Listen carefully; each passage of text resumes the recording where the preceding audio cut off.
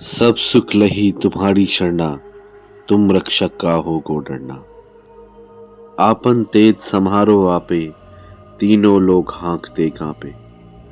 भूत पिशाच निकट नहीं आवे, মহাবীর জব নাম শোনাবে। কথাগুলো আমরা সবাই জানি, আর এখন যে ঘটনাটা তোমাদের বলতে যাব সেটার সাথে এই লাইনগুলোর একদম হুবহু যোগসূত্র আছে।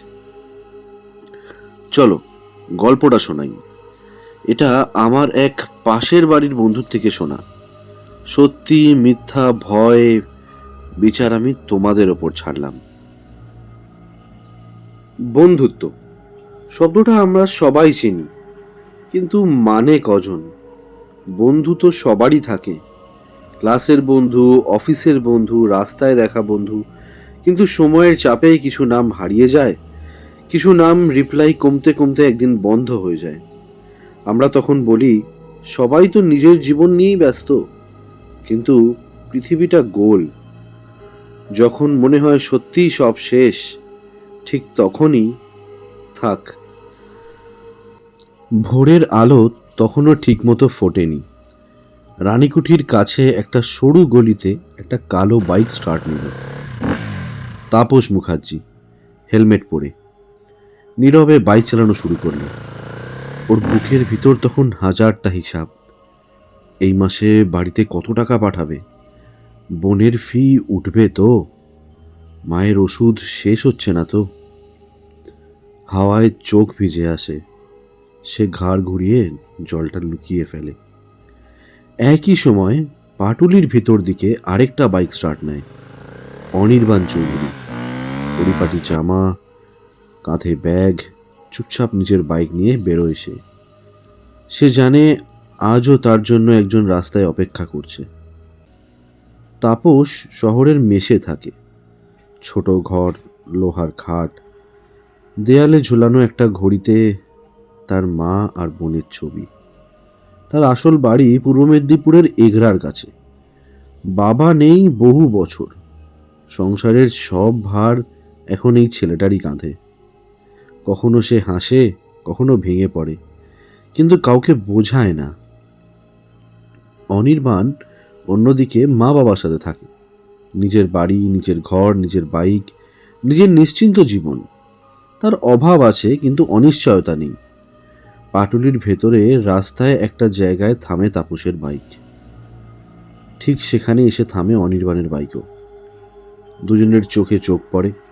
অনির্বাণ হালকা হাসে, তারপর মাথা নোয়ায়। আজও কেউ কিছু বলে না, আজও কেউ কিছু জানতে চায় না। শুধু একসাথে বেরিয়ে পড়ে অফিসের দিকে। এই বন্ধুত্ব শুরু হয়েছিল একদিন ব্যাংকে। তাপস তখন কাজ খুঁজছে, মাথায় শুধু চিন্তা পরের মাসটা চলবে তো। সে সব কথা বলে ফেলেছিল সেদিন, লাজ রাখেনি, ভয় লুকোয়নি কিছু। অনির্বাণ শুধু শুনেছিল। এক সপ্তাহ পর বলেছিল, আমাদের অফিসে একটা পোস্ট বেরিয়েছে, চাইলে ট্রাই কর। সেদিনের ইন্টারভিউ তাপস আজও ভুলতে পারে না। তারপর শুরু হলো অনির্বাণের নিঃশব্দে পাশে থাকা। অফিসের প্রথম মাসে খাওয়ার টাকা, মেসের অগ্রিম ভাড়া, অফিস যাতায়াতের গাড়ি ভাড়া। আর যখন তাপস সাইকেলে যাতায়াত করতে করতে ভেঙে পড়েছিল, অনির্বাণ নিজের নামেই ইএমআইতে একটা বাইক করে দিয়েছিল। কখনো বলেনি আমি তোকে এত কিছু দিলাম, শুধু বলতো দোস্ত তুই দাঁড়িয়ে থাক, বাকিটা দেখা যাবে। দুটো বাইক পাশাপাশি চলে। শহরের আলো, বাসের ধাক্কা, হর্নের শব্দ, সব মিলে এক অদ্ভুত কোলাহল। তাপস হঠাৎ ভাবে, এই মানুষটার ঋণ আমি কোনোদিন শোধ করতে পারবো? এই প্রশ্নটার উত্তর তার কাছে নেই। শুধু বুকের ভেতরে একটা চাপ জমে, চোখের কোণে জল চলে আসে। সে মুখ ঘোরায়, যাতে অনির্বাণ দেখতে না পায়। এই কথা তাপস কাউকে বলতে পারে না, না মাকে, না বোনকে, না কাউকে। কিন্তু সেই এক রাত ওর জীবন সত্যি থেমে গিয়েছিল। সেদিন সন্ধ্যায় অফিস থেকে ফেরার সময় তাপসের ফোনটা হঠাৎ বেজে উঠল। স্ক্রিনে লেখা ছিল মা। তাপস হেসে ফোন ধরেছিল, কিন্তু ওপাশ থেকে কোনো হাসি আসেনি, শুধু কাঁপা গলায় কয়েকটা কথা। তাপস, তোর তোর বোনটা হঠাৎ খুব অসুস্থ হয়ে পড়েছে রে। ডাক্তার বলছে আজই ভর্তি করতে হবে। এই একটা বাক্যেই তাপসের মাথার ভেতর আকাশ ভেঙে পড়েছিল। সে শুধু একটাই কথা জিজ্ঞেস করেছিল, কত টাকা লাগবে মা? ওপাশ থেকে উত্তর এসেছিল, প্রথমে 50,000 চাইছে। রাস্তায় দাঁড়িয়ে তাপসের হিসাব করতে শুরু করেছিল। বেতনের দিন এখনো 10 দিন বাকি। ব্যাংকে আছে মোটে 3200 টাকা, পকেটে 450 টাকা। সব মিলিয়ে কুয়াশা হয়ে গেছিল চোখের সামনে। সে ধীরে ধীরে ফুটপাতে বসে পড়েছিল। লোকজন যাচ্ছিল, রাস্তায় হর্ন বাজছিল, কিন্তু তার কানে কিচ্ছু ঢুকছিল না। তার শুধু একটাই কথা মাথায় ঘুরছিল, আমার বোনটা হাসপাতালে আর আমার হাতে কিছুই নেই। অনেকক্ষণ বসে থাকার পরে তাপস কাঁপা হাতে ফোনটা বের করেছিল। ডায়াল স্ক্রিনে আঙুল থেমেছিল কয়েক সেকেন্ডে। তারপর যে নামটা উঠেছিল, অনির্বাণ চৌধুরী। কলটা ধরতেই ওপাশ থেকে স্বাভাবিক স্বরে প্রশ্ন, কিরে, অফিসের কাজ? তাপস কিছুক্ষণ কিছু বলতে পারেনি। তারপর হঠাৎ ভেঙে পড়েছিল, দোস্ত, আমার বোনটা খুব অসুস্থ রে, হাসপাতালে ভর্তি, আর আমার কাছে টাকা নেই। ওপাশে কয়েক সেকেন্ড নীরবতা। তারপর অনির্বাণ শুধু বলেছিল, কোন হাসপাতালে? সেদিন রাতেই অনির্বাণ নিজের বাইক নিয়ে তাপসকে তুলে নিয়েছিল। কোনো প্রশ্ন করেনি, কোনো হিসাব করেনি। সোজা এটিএমে নিয়ে গিয়ে নিজের কার্ড ঢুকিয়েছিল। 50,000 নয়, 70,000 টাকা তুলেছিল। তাপস কাঁপা গলায় বলল, দোস্ত, এত টাকা আমি শোধ করব কি করে? অনির্বাণ শুধু একটাই কথা বলেছিল, তোর বোনটা আগে বাঁচুক, টাকা পরে দেখা যাবে। সেই রাতটা হাসপাতালেই কেটেছিল। তাপস করিডোরে বসেছিল মাথা নিচু করে, চোখের জল থামছিল না। অনির্বাণ পাশে এসে বলেছিল, দুঃখ করিস না, তুই ভাঙলে তোর মা আর বোন দুজনেই ভেঙে পড়বে। সেই প্রথম তাপস কেঁদেছিল অন্য কারুর কাঁধে মাথা রেখে। আজ 3 বছর হয়ে গেছে সেই ঘটনার। তাপস নিয়ম করে অনির্বাণকে টাকা ফেরত দিতে চেয়েছে, কিন্তু অনির্বাণ সবসময়ই বলেছে, তোর বোন এখন সুস্থ, এটাই আমার প্রাপ্য। কিন্তু তাপস জানে, এই ঋণ টাকা দিয়ে শোধ হয় না, এই ঋণ শুধু জীবন দিয়ে শোধ হয়। রবীন্দ্র সদনের কাছে অফিসের গেট। দুটো বাইক এসে থামে, হেলমেট খোলে। ভিড়, কোলাহল, স্টাফদের যাতায়াত, সবকিছু রোজকার মতন। তাপস আর অনির্বাণ লিফটে উঠে পড়ে। লিফটের আয়নায় তাপস নিজের মুখটা একবার দেখে নেয়। চোখ একটু লাল, ঘুম হয়নি ঠিক করে। হঠাৎ অনির্বাণ লক্ষ্য করে তাপসের হাতটা কাঁপছে। সে জিজ্ঞেস করে না, শুধু পাশে দাঁড়িয়ে থাকে। ডেস্কে বসার পর ঠিক 5 মিনিট পরে তাপসের ফোনটা ভাইব্রেট করে ওঠে। একটা অচেনা নাম্বার। সে ধরতেই ওপাশ থেকে গম্ভীর গলা, আপনি কি তাপস মুখার্জি বলছেন? হ্যাঁ বলছি। আপনার নামে যে বাইকটা আছে তার 2 মাস ধরে ইএমআই পেন্ডিং। আজ বিকেলের মধ্যে একটা কিস্তি না এলে আমরা বাইকটা সিজ করতে বাধ্য হব। এই কথাটা শুনে তাপসের বুকটা যেন ভেঙে পড়ে। সে ফোনটা কানে রেখে চুপচাপ বসে থাকে। কলটা কেটে যেতেই তার চোখের সামনে সব ঝাপসা হয়ে যায়।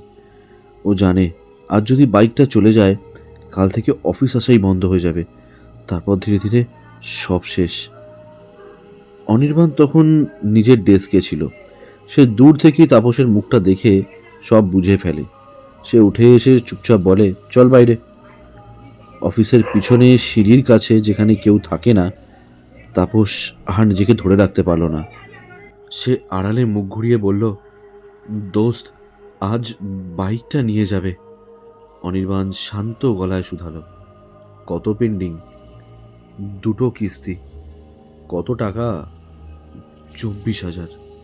এইটুকু বলে তাপসের গলা ভেঙে গেল। সে নিচের দিকে তাকিয়ে শুধু বলল, আমার কাছে আর কিছু টাকা নেই। অনির্বাণ কিচ্ছু বলল না। সে শুধু নিজের ফোনটা বার কয়েক ইন্টারনেট ব্যাংকিং খুলল। 2টো ক্লিক। তারপর বলল, চেক কর। তাপস ফোন খুলে দেখে 24,000 টাকা জমা পড়েছে। সে অবাক হয়ে তাকিয়ে থাকে, কিছু বলতে যায়, কিন্তু গলা দিয়ে কোনো শব্দ বেরোয় না। অনির্বাণ তখন খুব ধীরে, খুব শক্ত করে বলে, শোন, তুই একবারও ভাববি না আমি একা। আজ না থাকলে কাল, কাল না থাকলে পরশু আমি আছি, আমি পাশে থাকবো, শব্দে না, থাকবো কাজে। এই কথাটা শুনে তাপস প্রথমবার অফিসের সিঁড়িতে দাঁড়িয়েই কেঁদে ফেলে। সে মুখ ঢেকে ফেলে। অনির্বাণ কিচ্ছু বলে না, শুধু পাশে দাঁড়িয়ে থাকে। আর সেই থাকাটাই যথেষ্ট। সেই ঘটনার পর দুজন আবার ডেস্কে ফিরে আসে। অফিস তখন পুরো গরম। কেউ চিৎকার করছে টার্গেট নিয়ে, কেউ হাসছে ইনসেন্টিভ পেয়ে, কেউ আবার বসের কাছে বকা খাচ্ছে। সব স্বাভাবিক। অনির্বাণ তাপসকে একটা চা এনে দেয়, কিচ্ছু বলে না। তাপস চুপচাপ চা খেতে থাকে। মাঝে একবার অনির্বাণ শুধু বলে, আজ লাঞ্চ আমি দেব। তাপস শুধু মাথা নাড়িয়ে দেয়। এই ছোট ছোট জিনিসগুলোর মধ্যেই তাদের বন্ধুত্বটা বেঁচে আছে। সন্ধ্যায় অফিস ছুটি হয়। অনির্বাণ একটা অন্য কাজে যাবে, তাই সে অন্য দিকে চলে যায়। তাপস একাই বাইক নিয়ে বেরায়। রাস্তায় আলো জ্বলে উঠেছে, দোকান খুলছে, মানুষ বাড়ি ফিরছে। হঠাৎ সে একটা লাল সিগন্যালে দাঁড়িয়ে পড়ে। আর তখনই মাথার ভেতর অন্য একদিনের ছবি ভেসে ওঠে। নতুন চাকরি, প্রথম মাস। সেদিন তাপস এক বড় ক্লায়েন্টের সামনে গোটা প্রেজেন্টেশন গুলিয়ে ফেলেছিল। ম্যানেজার সবার সামনে অপমান করেছিল প্রচণ্ড। এই ছেলেটা টিমের বোঝা। সবাই চুপ।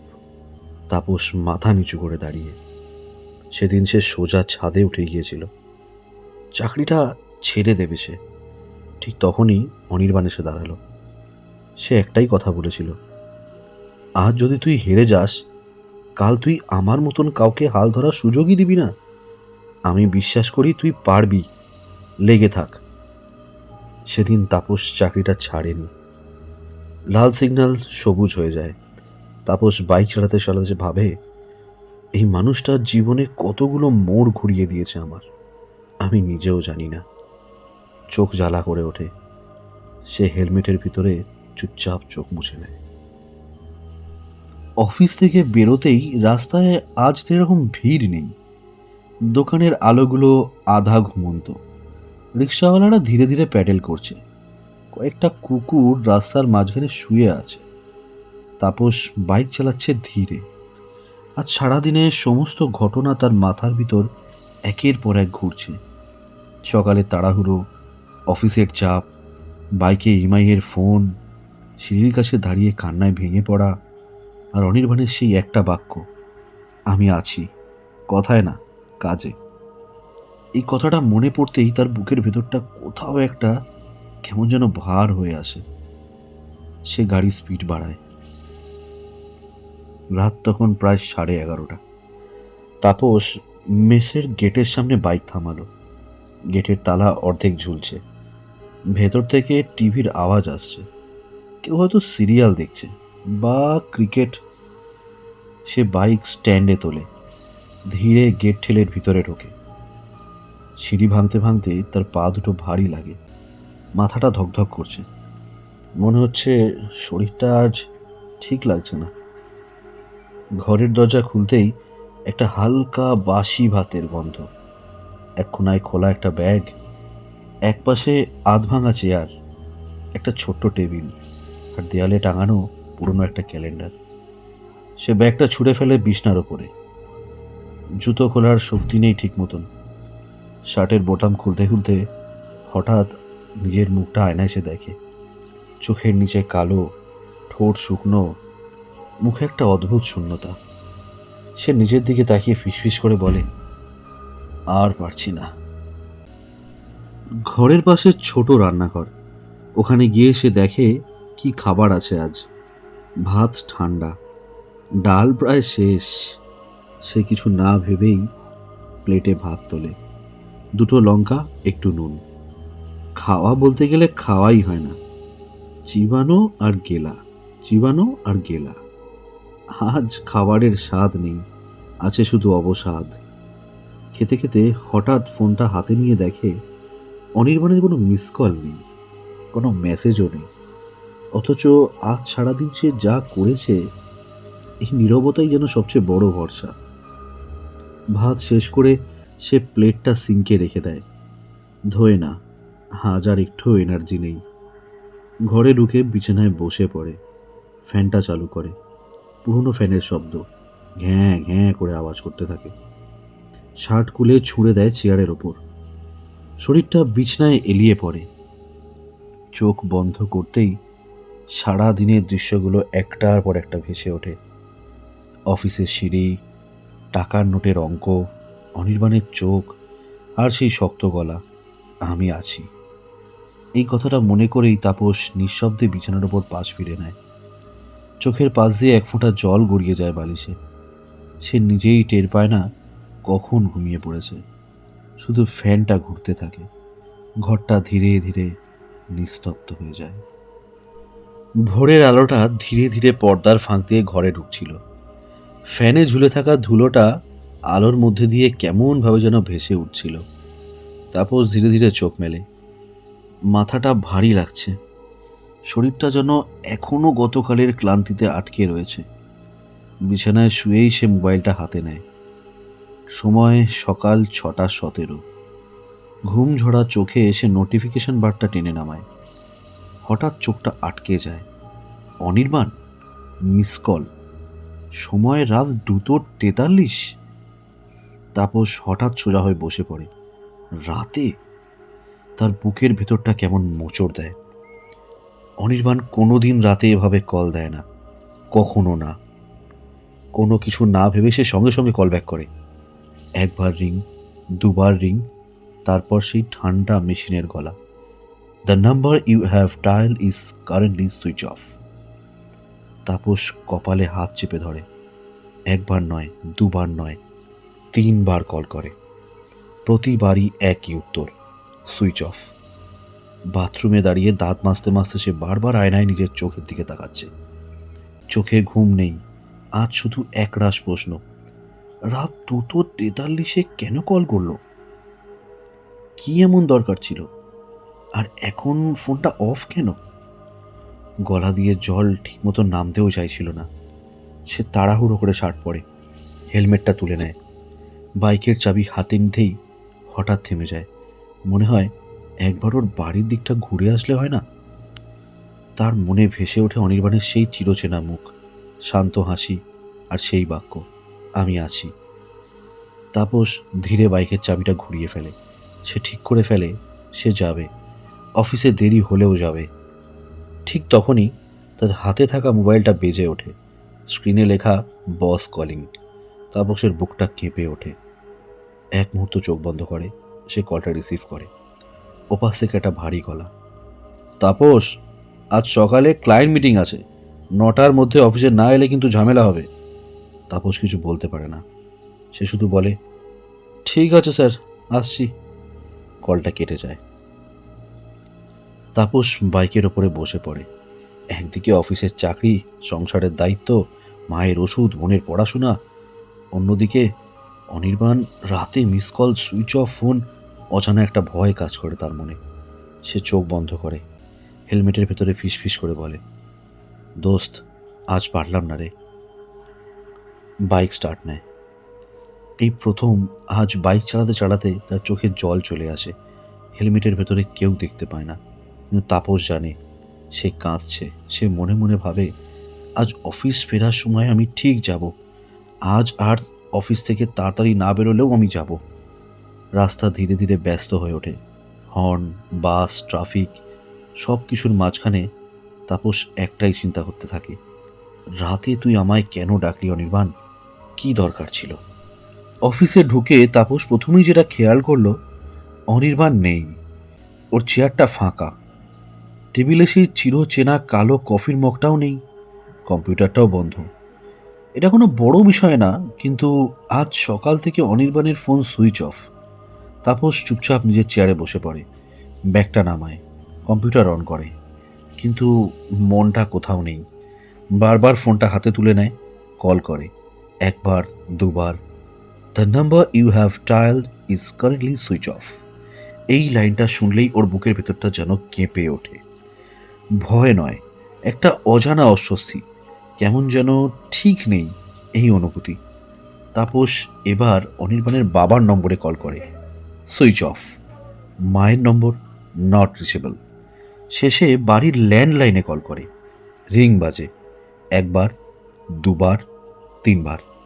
কেউ ধরে না। রিং থেমে যায়। আবার কল, আবার রিং, আবার কেউ ধরে না। এই জায়গায় তাপসের বুকের ভিতর ছোট্ট একটা চিন্তা ঢুকে পড়ে। সব ফোন একসাথে কিভাবে বন্ধ থাকতে পারে? চিন্তাটা ভয় নয়, এটা টেনশন। কম্পিউটারের স্ক্রিনে একের পর একটা ফাইল ওপেন হচ্ছে। Client data, report, number. কিন্তু তাপস একটা নাম্বারও ঠিকমতো দেখতে পাচ্ছে না। দুবার ভুল এন্ট্রি করে সে। একটা ফাইল সেভ করতে গিয়ে ভুলে যায়। বস পাশ থেকে বলে, তাপস, আজ একটু বেশি অস্বাভাবিক লাগছে তো। তাপস জোর করে হেসে বলে, না না, ঠিক আছি। কিন্তু ঠিক নেই। মনের ভেতরে শুধু একটাই কথাই ঘুরছে, কাল রাতে যদি সত্যি কিছু দরকার ছিল। একসময় তাপস আর নিজে একা সহ্য করতে পারে না। সে দুজন সহকর্মীকে অনির্বাণের নম্বর দেয়। তারা তাকে কল করে। একই উত্তর, সুইচ অফ, নট রিচেবল। এরপর তারাই বাড়ির নম্বরে কল করে। রিং যায়, কেউ ধরে না। একজন বলে, হয়তো নেটওয়ার্ক প্রবলেম। আরেকজন বলে, হয়তো গ্রামের দিকে গেছে। এই কথাগুলো শুনে তাপসের বুকটা আরও ভারী হয়ে যায়। কারণ এই কথাগুলোতে একটা জিনিস পরিষ্কার, কারো কাছে কোনো নিশ্চিত খবর নেই। তাপস হঠাৎ খেয়াল করে, আজ অফিসে সে যা যা পারছে না, এই সব কাজগুলো অনির্বাণ থাকলে ঠিক করে দিত। ডকুমেন্ট সেট করা, ক্লায়েন্টকে বোঝানো, বসের সামনে রিপোর্ট সামলানো, সব জায়গায় অনির্বাণ থাকতো। আর আজ সব দিকে কীরকম একা লাগছে তার। এই একা শব্দটা আজ অস্বাভাবিক ভারী লাগছে। হঠাৎ মনে পড়ে, এই মানুষটাই তো জীবনের সবচেয়ে বেশি পাশে দাঁড়িয়েছে।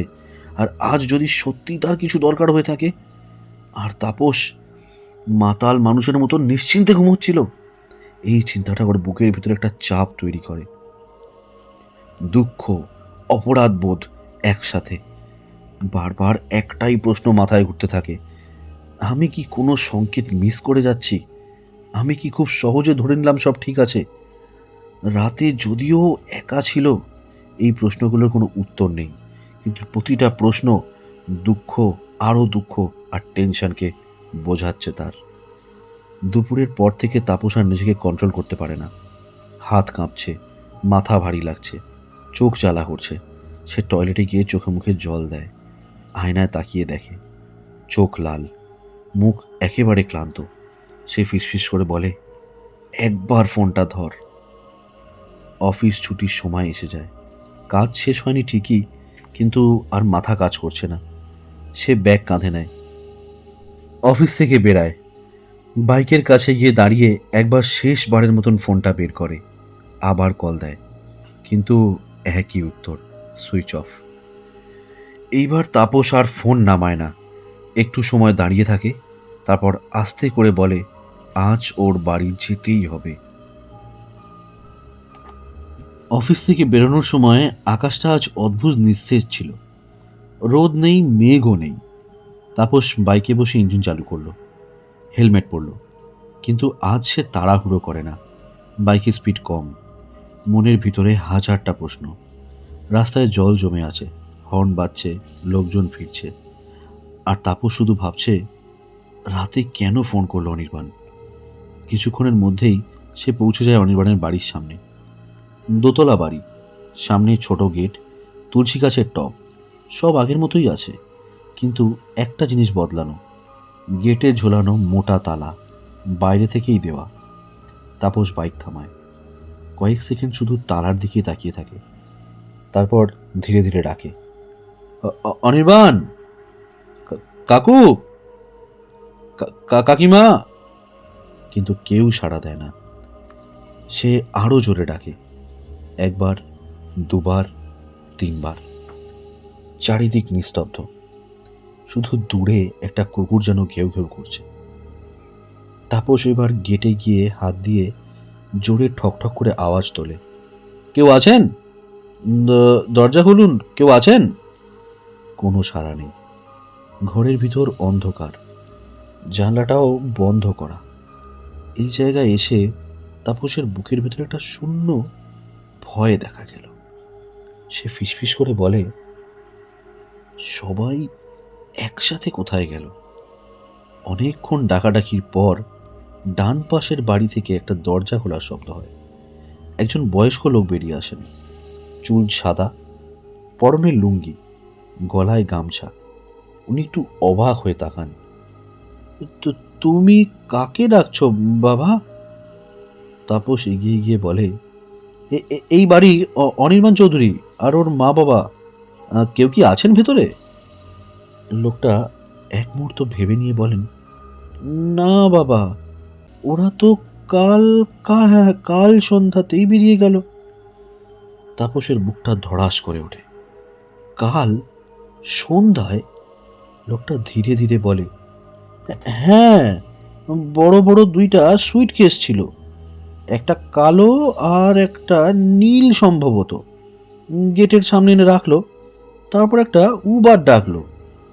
এই কথাটা শুনেই তাপসের মাথা তুলে তাকায়। উবের? লোকটা একটু থেমে বললেন, হ্যাঁ, উবেরই হবে বাবা, কারণ ওদের তো নিজের গাড়ি আছে আমি জানতাম, আর সেটা আমি চিনি। সেই গাড়িটা ছিল না তখন সামনে। মানে দেখো, যেটা করে ওরা বেরিয়ে গেল না, সেটা একটা ইয়েলো নাম্বার প্লেট ছিল। তাপস সঙ্গে সঙ্গে বলল, হ্যাঁ কাকু, ওদের নিজেদের গাড়ি আছে, সাদা রঙের হুন্ডাই কার, আর ডাব্লিউবি নাম্বার। ওর বাবা নিজেই ড্রাইভ করেন। লোকটা কপাল কুঁচকে বললেন, তাই জন্যই আমি বললাম, উবের কেন ডাকলো? তারপর নিজের স্মৃতি খুঁজে বললেন, আসলে গাড়িটা যখন গলির মুখে ঢুকছিল, ওইটা একটা গলির বাইকের সঙ্গে ধাক্কা খায়। সে ভীষণ হইচই হয়েছিল। মিসেস চৌধুরী তখন খুব চিৎকার করছিলেন। ওই গোলমালের মাঝেই তো আমি দেখলাম আর শুনলাম। তাপস কাঁপা গলায় প্রশ্ন করলেন, কাকু, অনির্বাণ কি ওদের সঙ্গে ছিল?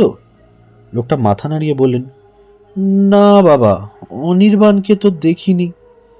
এই কথাটা শুনে তাপসের ভেতর কিছু একটা ভেঙে পড়ল। ওরা তিনজন গেল নাকি দুজন? লোকটা বললেন, শুধু মিস্টার চৌধুরী অ্যান্ড মিসেস চৌধুরীই ছিল, অনির্বাণ ছিল না। তাপস কিছু বলতে পারে না। তার মাথায় শুধু হিসাব ঘুরতে থাকে। বাবা মা দুজনেই গেছে, দুটো বড় সুটকেস, নিজের গাড়ি ছেড়ে উবের। অনির্বাণ নেই, ফোন সুইচ অফ, রাত 2:43 মিস কল। তাপস বাইকে ওঠে। ইঞ্জিন স্টার্ট নিতেই একটা কাঁপা শব্দ করে। সে একবার পিছন ফিরে তাকাতে চায়, কারণ জানে ওই তালাবন্ধ গেটটার দিকে তাকালে মনটা আবার ভেঙে পড়বে। আজ আর কোনো রাস্তা নেই, না দরজা খোলার, না কাউকে জিজ্ঞেস করার, না কোনো উত্তর পাওয়ার। তাই সে বাড়ির পথ নেয়।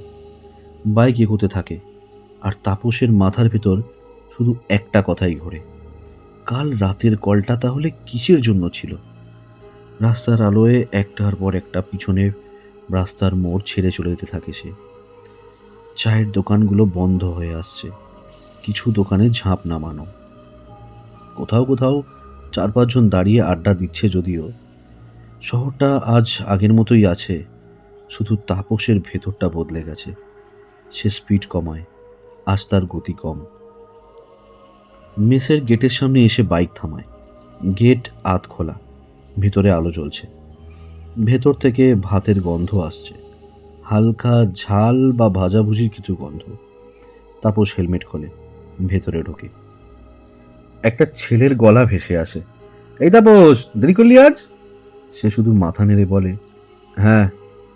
তার গলা আজ খুব লো হয়ে গেছে।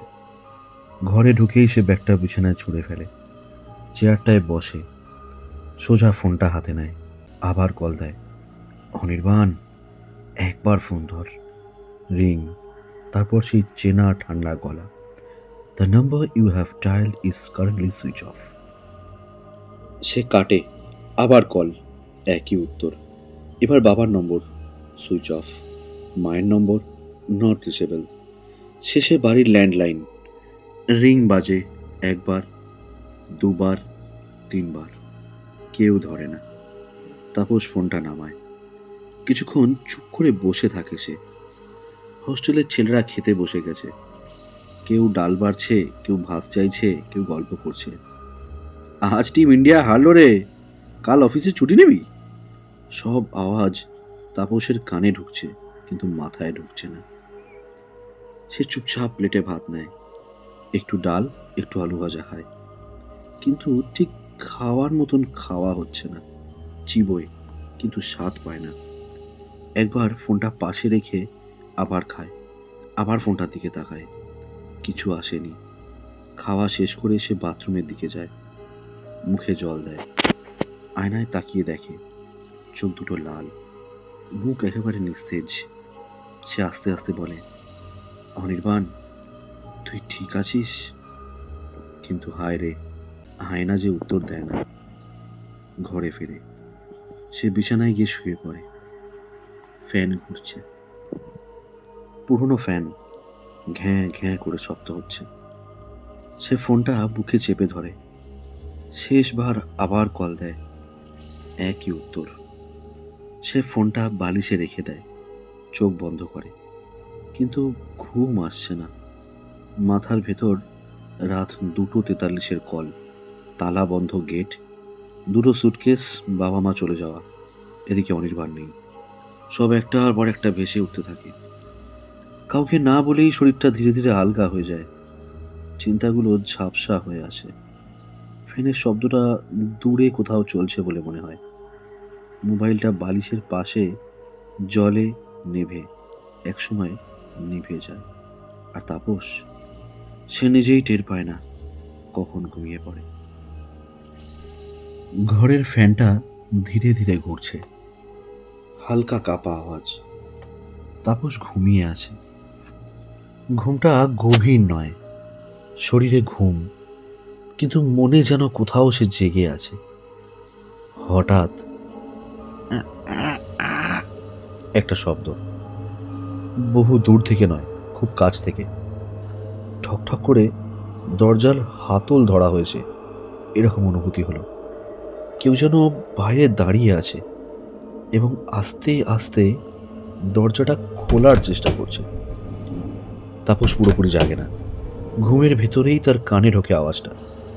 হঠাৎ দরজার বাইরে থেকে একটা দম আটকানো শ্বাস, কিন্তু এটা কোনো সাধারণ শ্বাস নয়। এই শ্বাসের ভেতরে প্রচণ্ড রাগ, হিংস্রতা, আর এমন একটা চাপা উত্তেজনা, যেন কেউ দাঁতে দাঁত চেপে নিঃশ্বাস নিচ্ছে। শব্দটা দরজার ওপার থেকে আসছে। শ্বাসের শব্দটা ভারী হয়ে ওঠে, মনে হয় কেউ যেন দরজার সামনে দাঁড়িয়ে রাগে কাঁপছে, দাঁত চেপে ধরে আছে, নিজেকে আটকে রেখেছে। কিন্তু সে পুরুষ না নারী বোঝা যায় না, শুধু বোঝা যায় রাগটা ভয়ঙ্কর। তাপসের বুকের ভেতর হঠাৎ যেন অজস্র বোমা ফাটে, কিন্তু সে পুরো এখনো জাগতে পারেনি। হঠাৎ সব আওয়াজ থেমে যায়, দরজা আর নড়ে না, শ্বাসের কোনো শব্দ নেই। তাপস হঠাৎ ঘুম ভেঙে উঠে বসে, দু চোখ পুরো খোলা, তার বুক ওঠানামা করছে। সে তাকায়, দরজা বন্ধ, লক দেওয়া, সব স্বাভাবিক। ঠিক তখনই কারেন্টটা অফ হয়ে যায়। পুরো ঘর আচমকা অন্ধকার হয়ে যায়। ফ্যান বন্ধ, শব্দ থেমে গেছে, শুধু নিঃশব্দ নিশ্ছিদ্র অন্ধকার। তাপস কিছুক্ষণ বসে থাকে, কিছুই হয় না, না আওয়াজ, না নড়াচড়া। সে ভাবে স্বপ্ন ছিল হয়তো। ধীরে ধীরে আবার শুয়ে পড়ে, চোখ বন্ধ করে, কিন্তু এবার ঘুমটা অদ্ভুত, অর্ধেক ঘুম, অর্ধেক জেগে থাকা। হঠাৎ তার মনে হয় কেউ যেন তার খুব কাছে, এতটাই কাছে যে মুখের ওপর গরম নিঃশ্বাস এসে লাগছে। তার ঠোঁটের ওপর একটা উষ্ণ শ্বাসের ছোঁয়া, গলার পাশে হালকা বাতাসের অনুভূতি। তার শরীর কেঁপে ওঠে। এই স্পর্শে ভয় আছে, কিন্তু তার সাথে একটা অচেনা বিপজ্জনক আকর্ষণও ঢুকে আছে, যেন কেউ তাকে খুব কাছে টেনে নিতে চাইছে, কিন্তু সেটা ভালোবাসা নয়, দখল। হঠাৎই তার আধ ঘুমে তার চোখের সামনে ভেসে ওঠে দুটো গভীর লাল চোখ, রক্তের মতো লাল। ওই চোখ দুটো তার মুখের একেবারে সামনে, এতটাই কাছে যেন তাকেই দেখছে। তার শ্বাস আটকে যায়। সে চিৎকার করতে চায়, গলা দিয়ে শব্দ বেরোয় না।